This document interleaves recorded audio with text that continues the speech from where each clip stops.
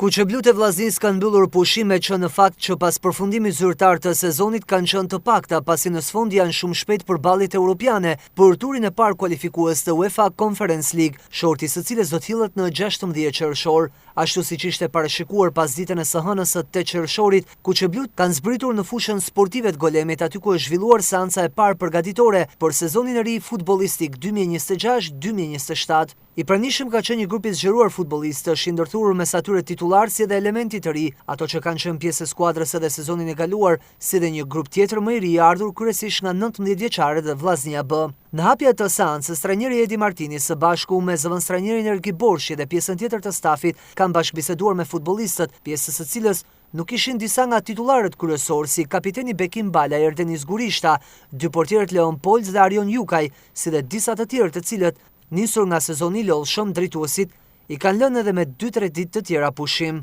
Në këtë seancë nuk ishte prezente as vlerja më e re e Vllaznisë me fushori ardhur nga Vora Patrik Bardhi, i cili edhe ai do t'i bashkohet skuadrës në fundjavë. Nga sa mësohet, kuqeblut do të vijnë përgatitjet në Shkodër për rreth 2 javë, për ju kjo që do të shërbej për zyrtarizuar edhe blerje të tjera të reja, të cilat tashmë stafi teknik i ka përcaktuar, por pritet vetëm prezantimi i tyre. Më pas Vllaznia do të zhvendoset në Sloveni, ku është fiksuar zhvillimi i fazës përgatitore për Kupat e Europës, me qëllimin për të gjetur skuadrën e kompletuar në gjitha drejtimet. Qëndrimi në Shkodër pritet të shoqërohet edhe me ndeshje miqësore, ku një prej tyre është vendosur që të luhet përballë skuadrës shqiptaro-malezeze të Deqiqit të Tuzit të Malit të Zi, sfidë e cila ende nuk është konfirmuar nëse do të luhet në Loro Boriqi apo në stadiumin e Tuzit.